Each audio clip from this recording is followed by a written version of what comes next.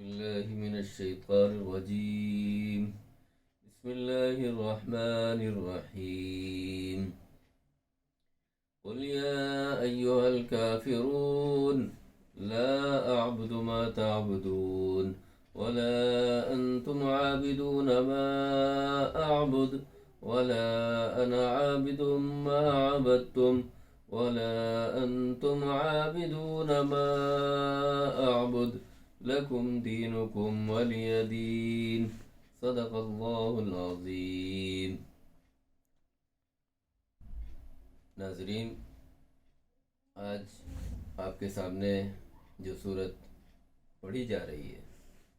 یہ صورت قل یا ایھا الکافرون ہے. اس سورہ میں اللہ رب العزت نے منکرین دعوت اور منکرین اسلام اور منکرین نبوت کا ذکر فرمایا ہے. وہ لوگ جو دعوت کا انکار کرنے والے ہیں، وہ لوگ جو اس حقیقت کا انکار کرنے والے ہیں جس حقیقت کو اللہ تبارک و تعالیٰ نے لوگوں کے اصلاح حال کے لیے بنا کر بھیجا، اور اللہ رب العزت نے اس کے لیے انبیاء کرام کا ایک جال بچھایا، اور آخر میں خاتم النبیین حضرت محمد مصطفیٰ صلی اللہ علیہ وسلم کو اس دھرتی پر مانو جاتی کے لیے، پوری مانوتا کے لیے رحمت بنا کر بھیجا. پوری دکھی انسانیت کو، مظلوم اور ستم رسیدہ انسانیت کے لیے اللہ کے رسول حضرت محمد مصطفیٰ صلی اللہ علیہ وسلم کو اس طرح بنا کر بھیجا جو نجات دلانے والے تھے، نجات دہندہ تھے، اور انصاف کو عام کرنے والے تھے. ان لوگوں کے درمیان جو ظلم کی چکی میں پس رہے تھے، ان لوگوں کے درمیان جو فساد کا شکار ہوئے تھے، ان لوگوں کے درمیان چاہے وہ خواتین ہوں جو ستم اور غلامی سے جکڑی ہوئی تھیں، اسی طرح وہ مرد جو ظلم اور ستم میں کچلے جا رہے تھے. تو سب سے پہلے میں آپ کے سامنے ان آیات کا ترجمہ اور پھر مختصر روشنی آپ کے سامنے ڈالوں گا، جس سے اس سورہ کی حقیقت آپ کے سامنے واضح ہوگی. اللہ تبارک و تعالیٰ ارشاد فرما رہا ہے، میں پناہ مانگتا ہوں اللہ کی شیطان مردود سے. شروع کرتا ہوں اللہ کے نام سے جو بڑا مہربان اور نہایت رحم کرنے والا ہے. اب کہہ دیجئے کہ اے منکرو، اے وہ لوگو جو حقیقت کا انکار کرنے والے ہو، جو دعوت کا انکار کرنے والے ہو، جو اصلاح کا انکار کرنے والے ہو، جو امن کا انکار کرنے والے ہو، جو فساد کو عام کرنے والے ہو. یا ایھا الکافرون لا اعبد ما تعبدون، میں اس کی پرستش نہیں کرتا، میں اس کی پوجا نہیں کرتا، میں اس کی عبادت نہیں کرتا جس کی تم عبادت کرتے ہو. وَلَا أَنْتُمْ عَابِدُونَ مَا أَعْبُدُ، اور نہ تم اس کی پرستش کرتے ہو جس کی میں پوجا کرتا ہوں، جس کی میں عبادت کرتا ہوں، جس کو میں مانتا ہوں، جس پر میں بلیو کرتا ہوں. وَلَا أَنْتُمْ عَابِدُونَ مَا أَعْبُدُ وَلَا أَنَا عَابِدٌ مَا عَبَدتُّمْ، اور نہ میں ایسا کرنے والا ہوں.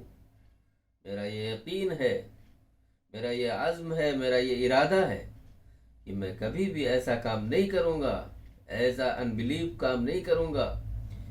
ایسی دعوت کا انکار نہیں کروں گا، اور اس ذات کی پرستش نہیں کروں گا جس کی تم پرستش کرتے ہو. وَلَا أَنَا عَابِدٌ مَا عَبَدتُّمْ، نہ میں اس کی پرستش کرنے والا ہوں جس کی تم پرستش کرتے ہو. وَلَا أَنْتُمْ عَابِدُونَ مَا أَعْبُدُ، مزید اس کو تاکید کرتے ہوئے کہا، دوبارہ اس کی تاکید کی گئی اور کہا کہ نہ تم اس کی پرستش کرنے والے ہو جس کی میں پرستش کرتا ہوں، جس کو میں پوجتا ہوں، جس کی میں عبادت کرتا ہوں، جس پر میں بلیو کرتا ہوں. لکم دینکم ولی دین، میرا راستہ الگ ہے، میرا طریقہ الگ ہے. میرے رب نے مجھے جو صراط مستقیم دیا ہے میں اس راستے پر چل رہا ہوں. تم جن ٹکڑوں پر چل رہے ہو، جن پگڈنڈیوں پر چل رہے ہو، وہ ہدایت والا راستہ نہیں ہو سکتا، وہ بلیو والا راستہ نہیں ہو سکتا، وہ یقین کا راستہ نہیں ہو سکتا، وہ صراط مستقیم نہیں ہو سکتا۔ لکم دینکم ولی دین، میرا راستہ الگ ہے، میرا دین الگ ہے، میری بلیف الگ ہے اور تمہارے یقین الگ ہیں۔ لکم دینکم ولی دین۔ تو یہ چند آیات جو میں نے آپ کے سامنے پڑھی، ان آیات میں اللہ تبارک تعالیٰ نے بہت بڑی حقیقت کا اعتراف کیا ہے۔ سب سے پہلے میں آپ کو یہ بتا دوں کہ یہاں پر قل یا ایھا المشرکون نہیں کہا گیا۔ جو اللہ کے ساجدار ہیں، اللہ کے ساتھ شریک کرتے ہیں، اللہ کی پرستش میں، اللہ کی عبادت میں کسی کو ساجدار مانتے ہیں، وہ مشرکین مکہ جو اللہ کا اپنے آپ کو ساجدار مانتے تھے اور کہتے تھے کہ اللہ بھی ہے اور اس کے ساتھ کچھ اور لوگ بھی ہیں جو اس کے سہایک ہیں، اس کے مددگار ہیں، اس کے معاون ہیں۔ یہ دوسرے مذاہب بھی کہتے رہے، یا دوسرے مذاہب نے اللہ کی ذات کو چھوڑ کر یہ کہہ دیا کہ اللہ کے اندر نعوذ باللہ پوری طاقت نہیں ہے، پوری قوت نہیں ہے، جب تک کہ وہ کچھ شکتیوں سے مل کر نہ چلے۔ کسی نے یسوع کا نام دیا، کسی نے مریم کا نام دیا، کسی نے موسیٰ کا نام دیا، کسی نے عیسیٰ کا نام دیا، کسی نے کسی کا نام دیا، کسی نے اسرائیل کا نام دیا، کسی نے کسی اور کا نام دیا۔ اور اس کے مختلف مذاہب میں، مختلف دھرموں میں، مختلف مکاتب فکر میں یہ عقیدہ رونما ہو گیا کہ وہ ذات جس کے بارے میں تمام انبیاء کرام نے ایک حقیقت بتائی تھی اور یہ کہا تھا کہ وہی ایک ایشور ایک ہے، وہ اللہ ایک ہے، اسی کی وحدانیت ہونی چاہیے، وہ یکتا ہے، فردہ ہے، وہ بے نیاز ہے، وہ کسی کا محتاج نہیں، سب اس کے محتاج ہیں، سب اس کے ضرورت مند ہیں۔ اور ظاہر ہے کہ جب وہ کسی کا محتاج نہیں ہے، اسے کسی کی ضرورت نہیں ہے اور اس کا کوئی لاسانی نہیں ہے، اس کا کوئی شریک و سہیم نہیں ہے، تو کس طرح کوئی یہ کہہ سکتا ہے، کس طرح کوئی یہ مان سکتا ہے، کس طرح کوئی یہ یقین کر سکتا ہے کہ اللہ کی ذات میں کوئی شریک ہے، اللہ کی صفات میں کوئی شریک ہے، یا وہ چاہے معنوی طور پر لیا جائے یا ظاہری طور پر لیا جائے، وہ کسی معنی میں لیا جائے، وہ کسی کے بھی عقیدے ہوں، چاہے عیسائیوں کے عقیدے ہوں، چاہے یہودیوں کے عقائد ہوں، یا مختلف مذاہب کے ماننے والوں کے عقائد ہوں،